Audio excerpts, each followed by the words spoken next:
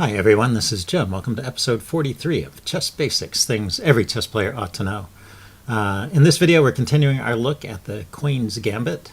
In the last video we looked at the Queen's Gambit declined, which is the move, the classical line is the move e6 to defend that way. Previously we also looked at the Queen's Gambit accepted, and so in this video we're going to look at the move c6, the Slav defense to the Queen's Gambit. So these are the three main moves. We back up. The three main moves here are the pawn moves or the capture. Well, they're all pawn moves. The three main moves are all pawn moves. The capture, the e6, the classical. So capturing is Queen's Gambit accepted, e6 is classical Queen's Gambit declined, and c6 is the Slav defense. And of these three, the c6 is the most popular these days and has a lot of good things to recommend it. Also in this video I'm going to cover the lines where both c6 and e6 are played, which is known as the Semi-Slav. So we'll talk about both the Slav and the Semi-Slav, and as before I will caution you that I'm just going to give kind of a sampling of different lines, try and point out some of the more common problems that you might run into. And there's really a whole lot more to be explored here than I can possibly cover in this video, but we'll learn a few things, I think. So first thing I want to mention is after c6, the two main moves are the knight moves, either knight c3 or knight to f3.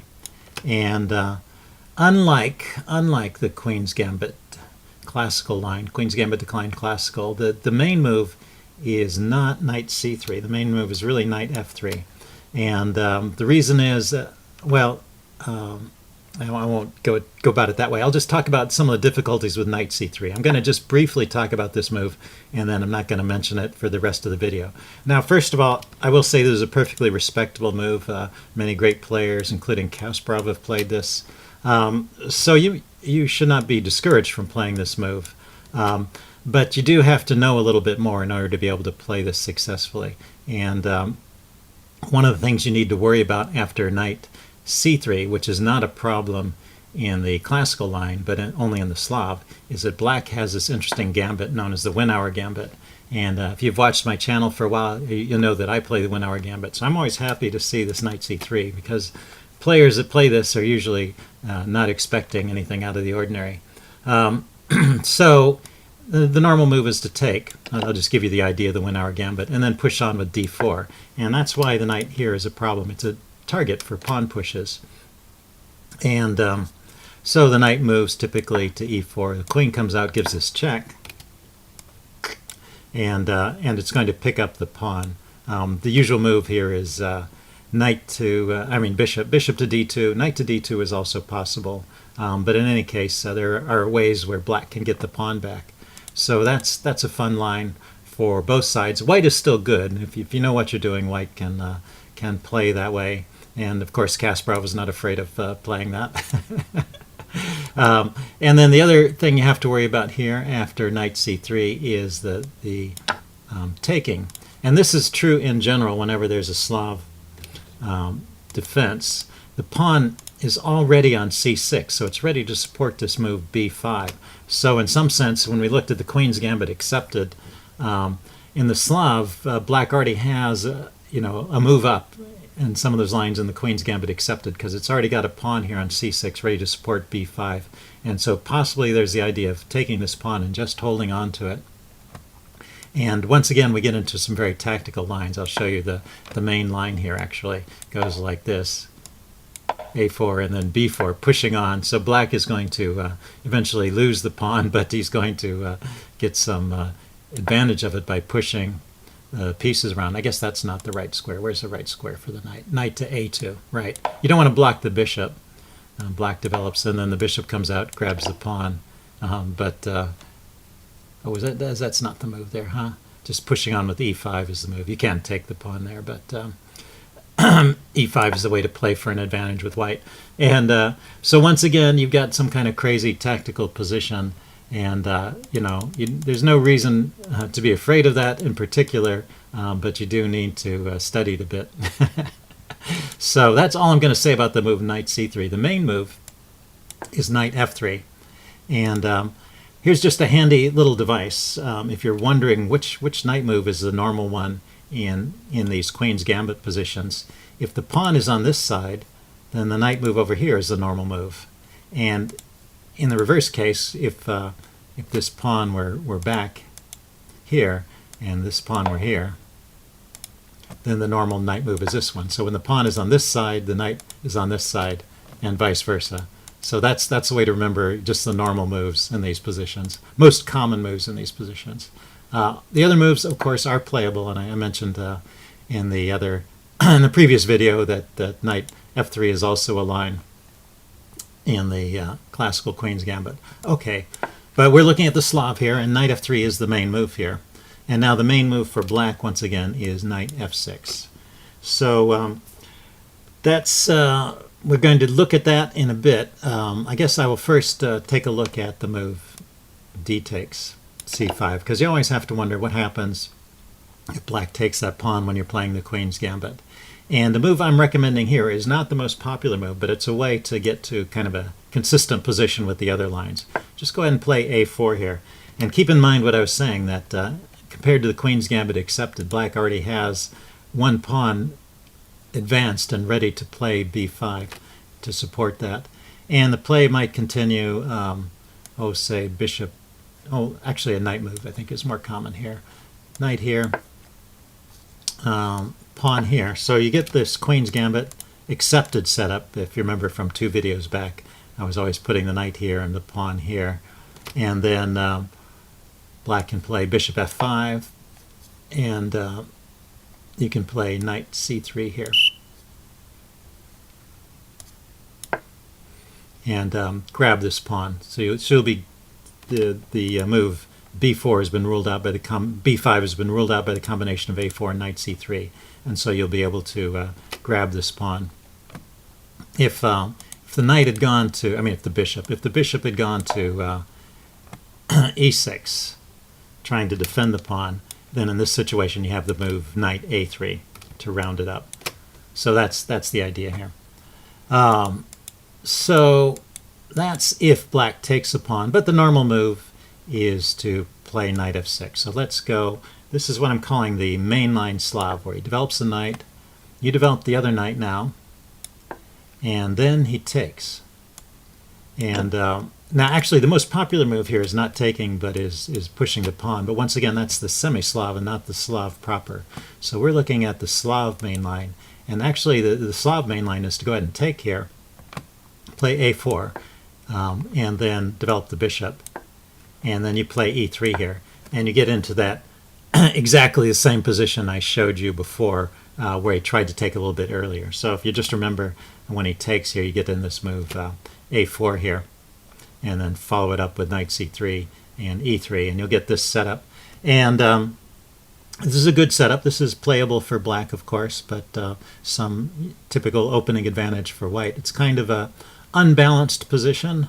Let's give a few more moves. Typically, black will continue with this. So he's got this. He's got his pawns on light squares, but he's got his bishop outside the pawn chain. He's given up the center by taking over here. You're gonna grab the pawn back, but he's clamped down on this square. No, I didn't mean to draw an arrow. He's clamped down on the square e4. So it's going to take you a while to prepare the push from e3 to e4, which is desirable. What you want to do is castle, get your pieces lined up, and push your pawns forward in the center. Maybe get a rook opposite the queen, that kind of thing. But in the meantime, black will continue developing. What black has is he has a couple of weaknesses over here that he can try and take advantage of. There's this hole on b4, for example. He has a majority of pawns on the queen side, and your white's pawns are a bit backwards. So there's some weaknesses on the queen side that black can go over. Black can go after. Black has a very solid structure. White's very solid over here on the king side, so it'll be safe after he castles, and then he plays for activity in the center. And so that's how it goes. That's a respectable opening for both sides. So let's back up and let's get into the semi-Slav positions. Now there's a number of different ways you can get into them, so let's go all the way back to the beginning here. Just to set up the Queen's Gambit. D4, D5, C4, Queen's Gambit, C6, Slav defense. Now of course you can get into the semi-Slav by playing the classical first and then later playing C6, but I'm just showing this move order. So knight F3, knight F6, this is the main line, knight C3, and E6 is the main move here. And this is a semi-Slav. So the main line Slav is to take and develop the bishop to F4. But we're looking now at the move E6. And this is a semi-Slav, which is characterized by this pawn triangle. And there's two main choices that White has here. And the choices are bishop to G5, pinning that knight, or E3. Let's get rid of these guys.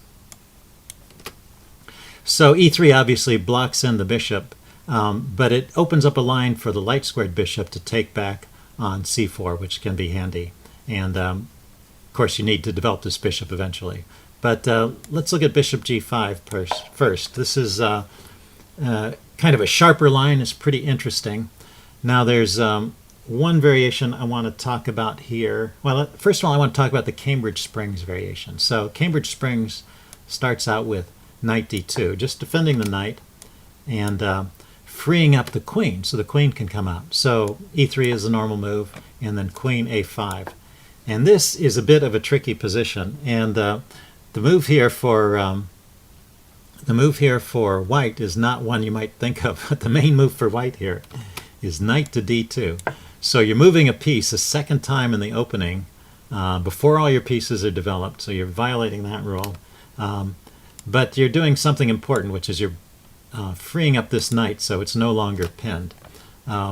If you play a casual move, a normal-looking developing move, you can get into trouble. So, for example, bishop to D3 is a bit of a mistake. And the reason is, I guess knight E4 is probably the most precise way to play this. Knight E4 attacks this pinned knight, attacks the bishop. Now the bishop is defended by the knight, so you say, oh, this is no problem. And bishop takes E4, D takes E4. This, however, is a problem because when you take back, this bishop is under attack from the queen, and if this knight moves, that bishop won't be defended. Meanwhile, this knight is pinned, so you can't take the pawn. Now there is a tactic here. You can play knight E5 and save the bishop that way, but then he's got F6. So it's complicated and it goes on and on. But the point is, after this move, queen A5, so it's the combination of the knight here and the queen here, is the Cambridge Springs variation. You have to be really careful about your exposed bishop over here. So knight D2 is the way to eliminate this pin on the other knight, and so this knight E4 idea doesn't exist. But you also are leaving this bishop a bit loose, so you still have to be careful about it after knight D2. So now Black can take here with tempo, which is a move, or he can continue developing bishop to B4. But after he takes, be sure and save your bishop first before you take back. And knight takes C4 is a good way to take. That's the other advantage of the knight on D2, I guess. You can take back that way and hit the queen. Okay, so I just wanted to show you that about the Cambridge Springs. The Cambridge Springs variation is not that popular at the top level, but it's still played quite a bit by club players, so you might run into this one. Okay, so let's go back. We are looking at the Slav defense, the main line with the knights developed, and then instead of D takes C4, the main line Slav, we're doing E6, the main line, or the semi-Slav, the top choice here. Right here, after bishop G5, we're going to continue with bishop G5. There's a really interesting line. You may not see this at all, but I think it's just something in the category of every chess player should know because it's so cool. This is the Botvinnik line in the semi-Slav. And the way this goes is Black goes ahead and takes here. And White says, are you crazy? You know, I've got this tremendous pin here. I'm going to really take advantage of it. I'm going to ignore this pawn and just go after the knight. And black says, I don't care. I'm going to just defend my pawn and play on a pawn up. Okay. And white says, well, there you go. I'm going to attack your knight and win it. And black says, not so quick. I'm going to attack your bishop. And white says, that's not good. No problem. I'm going to keep that pin. And black says, no, you're not. I'm going to take that pin away. And then white says, no, I'm going to get that pin back. So he sacrifices the knight here. But he wins this knight. There's no way to save this knight. Knight bd7 is the normal move here. I guess bishop e7 is a try there, and then you win this pawn back. And this is a crazy position. If we count the material, 1, 2, 3, 4, 5, 6, 7, 1, 2, 3, 4, 5, 6. White is actually a pawn up, but his pieces are a little bit disjointed. I think black has adequate compensation here. And it's just one of those crazy positions where nobody really knows what's going on. But this was a very hot theoretical topic for quite a while. And so there's loads of theory in that if you want to look up different games. Okay, so that's the Botvinnik line in the SemiSlav. So after bishop g5, there are other lines. So we looked at knight bd2, queen a5, Cambridge Springs, or just taking right away the Botvinnik system. But the more kind of safe and sane way to play it is just to push the pawn here to h6, and this is known as the Moscow variation of the SemiSlav. So it asks the question of the bishop, what do you want to do? For a while, it was considered bad to retreat. Bishop h4, d takes c4, and then after e4, b5, black actually gets to hold on to the pawn. But and then now if you if you push the pawn onto e5, I think the sack doesn't work. Oh, the sack works here too. Okay, you still have this sacrifice idea. So you can still play that way, or you can take the knight. And I think the more popular choice after h6 is to take the knight and not have to worry about all that crazy stuff. Queen takes, and now just e3, defending the pawn, and you're not losing a pawn. And this is an interesting position with chances for both sides, and not quite as exciting or dynamic as the Botvinnik lines. But anyway, that's probably one of the main ways to play the Slav with the bishop g5. Now, I don't normally play the bishop g5 move. I'm not sure exactly why, but I started playing this move e3, and so this is the last variation I'm going to cover. And this leads to what's known as the Meran variation of the SemiSlav. And I like the Meran variation for both sides. Sometimes I'll even play e3 if we back up. You can even play e3 at this point as well, but that's not the main move. The main move is to wait and then play it here.